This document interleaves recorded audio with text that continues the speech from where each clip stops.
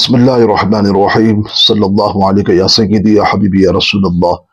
صلی اللہ علیہ وآلہ وصحبہ وبارک وسلم یا رسول اللہ یا حبیب اللہ یا نبی اللہ صلی اللہ علیہ وسلم زی رحمت کن در برحال دارم یا رسول اللہ قریبا بین نوی مقا کسارم یا رسول اللہ صلی اللہ علیہ وسلم 18 ذوالحجہ کو خلیفہ سوم حضرت سیدنا عثمان بن عفان رضی اللہ تعالی عنہ کی شہادت ہوئی۔ وہ عظیم صحابی بھی ہیں اور داماد رسول بھی ہیں اور قریش خاندان سے آپ کا تعلق ہے، آپ کا قبیلہ ہے۔ حضرت عثمان بن عفان رضی اللہ تعالیٰ عنہ بڑے ہی پیارے عظیم صحابی ہیں اور علم اور پردبار میں بڑے ہی پیارے اور شرمیلے، تمام امت میں سب سے زیادہ بحیا اور شرمیلے جو ہیں حضرت عثمان غنی رضی اللہ تعالیٰ عنہ کی وہ شان ہے، عظمت ہیں۔ سید عالم نور مجسم صلی اللہ علیہ وسلم نے آپ کی شان مبارک میں بہت سارے احادیث طیبہ، آپ کی شان میں سرکار مدینہ صلی اللہ علیہ وسلم نے آپ کے فضائل کو بیان فرمایا ہے۔ عثمان غنی رضی اللہ تعالی عنہ کی وہ شان و عظمت ہے کہ آپ جس طرح سے جو بڑے شان اور عظمت والے ہیں اور اسی طرح سے آپ بڑے سخی بھی تھے۔ دین اسلام کے لیے آپ نے بہت کچھ قربان، یعنی کہ مال کو قربان کیا، اللہ راہ للہیت میں آپ نے اپنے مال کو لٹایا ہے، اور یہاں تک کہ دین اسلام کی خاطر مسلمانوں کے لیے، مسلمانوں کو قوت کے لیے، طاقت کے لیے اور ان کی رہنمائی کے لیے، ان کو سہارے کے لیے ان کی مدد کی اور ان کو سہارا بھی دیا ہے۔ جب دین اسلام میں ضرورت پڑی مال کی تو اس وقت بڑھ چڑھ کر عثمان غنی رضی اللہ تعالیٰ عنہ نے اپنے مال کو لٹایا ہے۔ اللہ اکبر۔ جب آپ امیروں کو، دوسرے لوگوں کو امیروں جیسا کھانا کھلاتے ہیں، لیکن آپ اپنی ذات کے لیے آپ معمولی سی غذا کھایا کرتے تھے۔ حضرت عثمان غنی رضی اللہ تعالیٰ عنہ کی وہ عظیم صحابی ہے جن کے نکاح میں 2 صاحبزادی سرکار مدینہ صلی اللہ علیہ وسلم کی 2 صاحبزادی آپ کے نکاح میں آئی ہیں۔ اس لحاظ سے آپ کو لقب ذو النورین کہا جاتا ہے، یعنی 2 نور والی جو صاحبزادی سرکار مدینہ صلی اللہ علیہ وسلم کی آپ کے نکاح میں آئی ہے۔ عثمان غنی رضی اللہ تعالی عنہ وہ شان والے ہیں جنہوں نے بیر روما کا کنواں خرید کر مسلمانوں کے لیے وقف کر دیا تھا، اور وہ کنواں بڑا ہی میٹھا اور پیارا کنواں تھا جس میں پانی بڑا ہی میٹھا ہوتا، اور یہاں تک کہ غزوہ تبوک میں بھی آپ نے اپنے مال سے 1000 اونٹ یا 900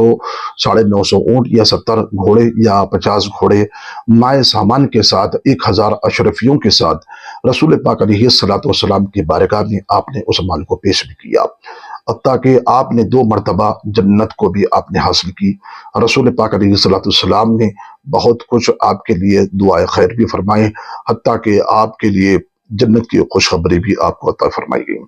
عثمان غنی رضی اللہ تعالیٰ عنہ کی وہ شان ہے، وہ عظمت ہے جن کے بارے میں رسول پاک علیہ الصلوۃ والسلام نے پہلے ہی سے ان کی شہادت کا تذکرہ، شہادت کی خبر فرما دی، جس میں صحابہ کرام خود اس بات کے گواہ ہیں۔ ہم سرکار مدینہ صلی اللہ علیہ وسلم کے پاس موجود تھے، رسول پاک علیہ الصلوۃ والسلام نے فتنوں کا جب ذکر فرمایا تو اس وقت ایک شخص ہمارے سامنے ایک کمبل اوڑھ کر گزر رہے تھے، سرکار نے ان کی طرف اشارہ فرمایا اور کہا یہ اس وقت حق پر ہوں گے اور ان کے ساتھی بھی حق پر ہوں گے، اور ان کو مظلوماً شہید کیا جائے گا، حتیٰ کہ فرشتوں کے ذریعے سے یہ پیغام دیا گیا کہ ان کو مظلوماً شہید کیا جائے گا۔ جب وہ صحابی فرماتے ہیں کہ سرکار نے جب ان کی طرف اشارہ فرمایا تو میں اٹھ کر ان کی طرف دوڑا اور دیکھا تو صحیح یہ کون شخص ہے جن کے بارے میں سرکار مدینہ صلی اللہ علیہ وسلم فرما رہے ہیں کہ ان کو ظلماً قتل کیا جائے گا اور حق پر ہوں گے۔ جب میں نے ان کی چادر ہٹائی تو دیکھا کہ حضرت عثمان بن عفان رضی اللہ تعالیٰ عنہ، حضرت عثمان غنی رضی اللہ تعالیٰ عنہ جن کی شہادت کا تذکرہ سرکار نے اپنے ہی زمان حیات ہی میں فرما دیا تھا۔ حضرت عثمان غنی رضی اللہ تعالیٰ عنہ بڑے ہی سادگی، عاجزی، انکساری مزاج رکھنے والے حضرت عثمان غنی رضی اللہ تعالیٰ عنہ کی وہ شان ہے جہاں رسول پاک علیہ الصلوۃ والسلام کے سے بڑی محبت اور عشق اور ان کے سرکار کے اقوال اور افعال کو آپ ادا کیا کرتے، حتیٰ کہ سرکار مدینہ صلی اللہ علیہ وسلم کی ہر ایک سنت کو، ہر ایک ادا کو آپ ادا کیا کرتے تھے۔ جس طرح سے کتب احادیث میں آتا ہے کہ ایک مرتبہ آپ نے بکری کا ایک دستہ آپ نے مسجد کے دروازے کے باہر بیٹھ کر تناول فرمانے لگے۔ پھر اس کے بعد آپ بغیر وضو کیے کہ نماز کے لیے حاضر ہو گئے، تو لوگوں نے عرض کیا کہ امیر المؤمنین، آپ نے گوشت کا دستہ نوش فرمایا، پھر اس کے بعد بغیر وضو کیے کہ آپ نماز کے لیے حاضر ہو گئے۔ تو آپ نے فرمایا کہ میں ایک مرتبہ سرکار مدینہ صلی اللہ علیہ وسلم کے ساتھ تھا، سرکار نے اسی طرح فرمایا تھا کہ آپ بکری کا دستہ بھی تو نوش فرمایا، پھر اس کے بعد بغیر وضو کیے کہ نماز ادا فرمایا۔ یعنی کہ صحابہ اکرام ہو یا عثمان غنی ہو یا صدیق اکبر ہو، فاروق اعظم ہو، سرکار مدینہ صلی اللہ علیہ وسلم کی ہر ایک ادا کو دیکھا کرتے اور اسی ادا کو اپنایا کرتے تھے۔ تو عثمان غنی رضی اللہ تعالیٰ عنہ سرکار کی ان ادا کو دیکھ کر اپنی زمان حیات ہی، اپنی خلافت کے دور خلافت میں آپ اس ادا کو ادا کر رہے ہیں کہ جو سرکار مدینہ صلی اللہ علیہ وسلم نے ادا کیا تھا۔ کتنی کامل اور عشق اور محبت عثمان غنی رضی اللہ تعالیٰ عنہ سرکار مدینہ صلی اللہ علیہ وسلم سے کیا کرتے تھے۔ ایک مرتبہ ایسا ہوتا ہے کہ آپ کے ساتھ رہنے والے جو غلام ہیں اور دیگر اور بھی صحابہ کرام بھی ہیں، ایک مرتبہ آپ نے وضو فرمایا، وضو فرمانے کے بعد آپ نے اچانک مسکرا دیا، اور مسکرانے کی کوئی وجہ نہیں تھی، کوئی ایسا ہی کوئی وجہ نہیں تھی، بلا وجہ آپ نے مسکرا دیا وضو کرنے کے بعد۔ اور آپ کے ساتھ غلام اور صحابہ نے پوچھا کہ آپ نے کوئی وجہ تو نہیں تھی مسکرانے کی، آپ نے بغیر وجہ کے مسکرا دیا، کیا بات ہے؟ تو حضرت عثمان غنی رضی اللہ تعالیٰ عنہ کا وہی جملہ دیکھیے۔ عثمان غنی رضی اللہ تعالیٰ عنہ فرماتے ہیں کہ ایک مرتبہ سرکار مدینہ راحت قلب و سیدہ صلی اللہ علیہ وسلم کو وضو کرنے کے بعد اچانک مسکراتے ہوئے دیکھا، تو وہی بات مجھے یاد آ گئی، وہی ادا کو، وہی سنت کو، وہی طریقے کو میں ادا کر رہا ہوں۔ اللہ اللہ کہ صحابہ اکرام حضرت عثمان غنی رضی اللہ تعالیٰ عنہ سرکار کی ہر ایک ادا کو دیکھا کرتے تھے، اور آپ نوٹ کیا کرتے تھے کہ سرکار مدینہ صلی اللہ علیہ وسلم کس جگہ پر، کہاں پر، کیسے مقبر آپ جو ہے کس طرح سے مسکراتے ہیں، کس طرح سے آپ کی ادائیں ہوتی ہیں، اس کو نوٹ کیا کرتے تھے۔ حضرت عثمان غنی رضی اللہ تعالیٰ عنہ اتنی قابل محبت اور کتنی قابل عشق آپ سے کیا کرتے کہ اللہ اکبر، کہ آپ جو ہے جس وقت مکے کے اندر آپ کو سفیر بنا کر بھیجا گیا، تو کفار مشرکین نے عثمان غنی رضی اللہ تعالیٰ عنہ سے کہا کہ آپ جو ہے یہاں کعبے تک آئے ہیں، طواف کر لیں، عمرہ کر لیں، تاکہ آپ کو کھلی چھوٹ ہے۔ حالانکہ سرکار مدینہ صلی اللہ علیہ وسلم اور دیگر اور صحابہ کرام حج اور عمرہ کے لیے آئے تھے، تو کفار مشرکین نے آپ کو روک دیا تھا، لشکر کو روک دیا تھا، لیکن سرکار مدینہ صلی اللہ علیہ وسلم نے سفیر بنا کر عثمان غنی رضی اللہ تعالیٰ عنہ کو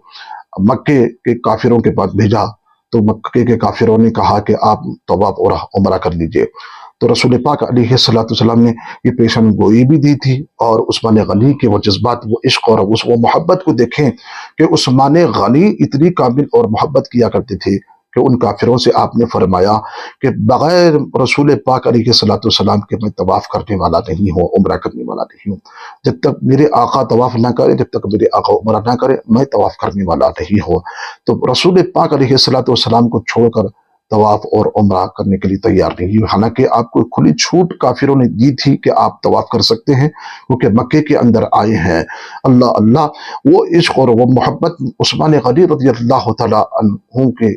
آپ کے دل میں تھی کہ بغیر مصطفیٰ صلی اللہ علیہ وسلم کے، رسول پاک کے بغیر آپ طواف کرنا دوبارہ نہیں کیا ہے۔ رسول پاک علیہ السلام کے وہ عظیم صحابی ہے،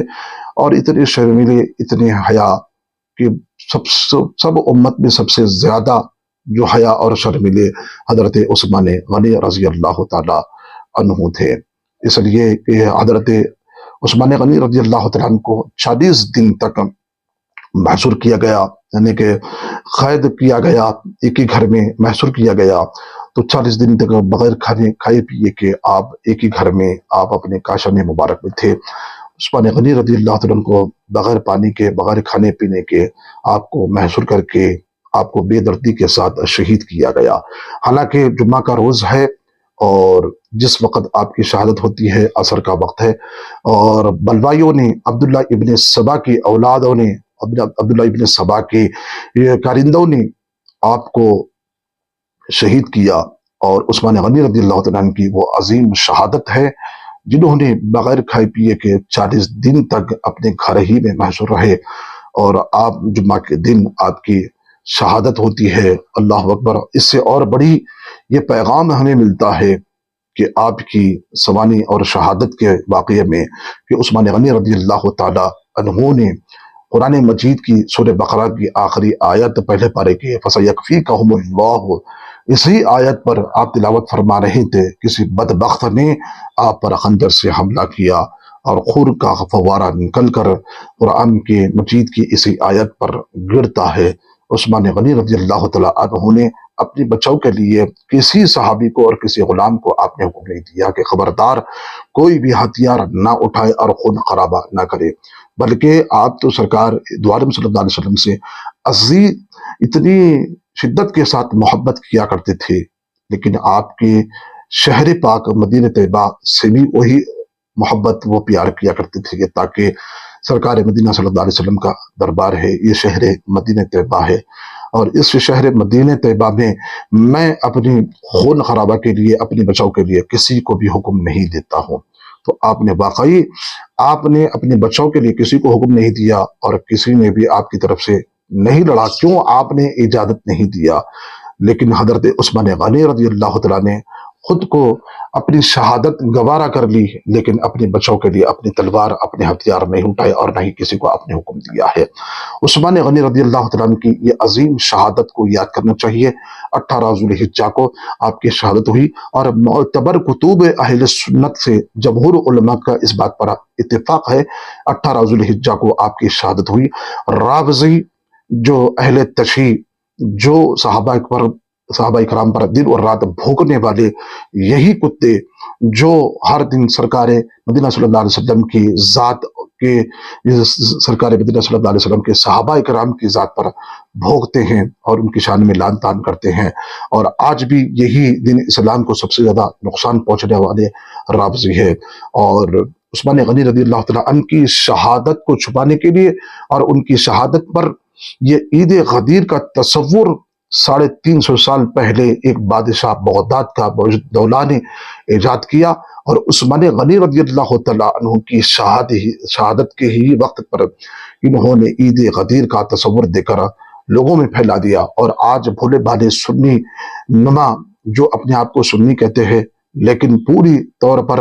رافضیوں کے روش اور طریقے کو اپناتے ہیں، یاد رکھیے عید غدیر کا کوئی تصور نہیں ہے، بلکہ عید غدیر کا تصور تو شیعوں کے پاس ہے، رافضیوں کے پاس ہے، ان کی کتابوں کے اندر موجود ہے۔ ہاں، غدیر خم میں جو واقعہ رونما ہوا تھا، بالکل سرکار مدینہ صلی اللہ علیہ وسلم نے صحابہ کرام کی طرف سے شکایتیں اور غلط فہمی آئی تھی، تو آپ نے اس غلط فہمی کو، شکایتوں کو دور کرنے کے لیے غدیر خم کے موقع پر آپ نے مولا علی کا ہاتھ اٹھا کر آپ نے ان کی شان اور عظمت کو، ان کی امانت دار، ان کی دیانتداری کو، ان کی فضیلت کو بیان کرتے ہوئے فرمایا کہ من کنت مولاہ فعلی مولاہ، مولا علی رضی اللہ تعالیٰ عنہ کی شان اور عظمت کو بیان کرتے ہوئے فرمایا میں جس کا مولا ہوں، علی بھی اس کے مولا ہے، یعنی کہ محبوب ہے، مددگار ہے، ان سے پیار کرو، ان سے محبت کرو، کیونکہ یہ مولا علی کی ذات ہے، ان سے محبت کرنا چاہیے، ان سے شکایت، ان سے غلط فہمی نہیں رکھنا چاہیے۔ ان شکایت کو، ان کے غلط فہمی کو دور کرنے کے لیے سرکار مدینہ صلی اللہ علیہ وسلم نے غدیر خم کے موقع پر مولا علی رضی اللہ تعالیٰ عنہ کے ہاتھ مبارک اٹھا کر آپ نے اعلان کیا۔ اب لوگ کہتے ہیں کہ آپ کا ہاتھ